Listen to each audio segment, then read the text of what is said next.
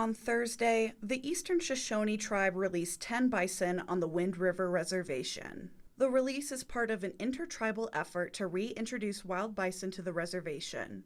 During the 1800s, bison were being exterminated across Wind River. By the turn of the 20th century, there were none left. All these years later, the bison have finally returned.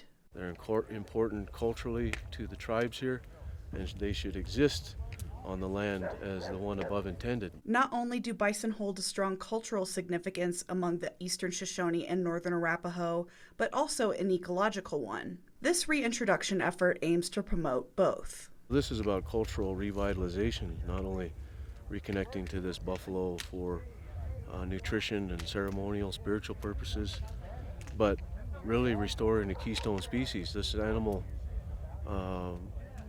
is an ecosystem engineer. It improves biodiversity. It's important in climate resiliency and carbon storage by the way they graze.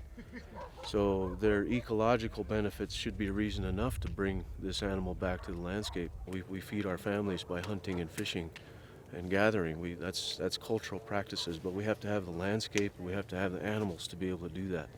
The effort to reintroduce bison to the Wind River Reservation began in 2016 with 300 acres and a dozen bison.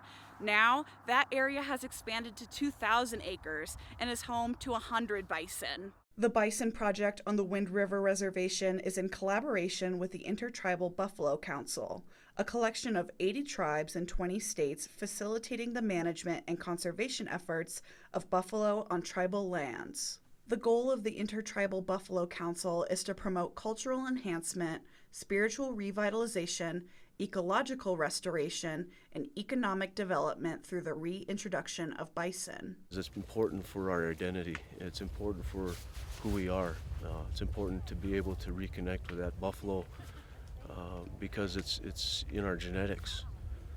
You know, it was systematically exterminated from our grandmas and grandpas, but that doesn't diminish the importance of that animal to us as Native American people today. Valdez says this restorative effort will create a better future for youth living on the Wind River Reservation.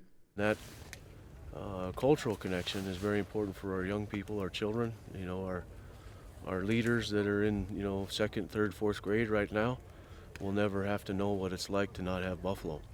Between the two tribes, there are over 160 wild bison living on the Wind River Reservation today. Revitalizing this key resource brings the tribes one step closer to food sovereignty and furthering preservation efforts for wild bison on the reservation. Reporting from the Wind River Reservation, I'm Quinn White, Wyoming News Now.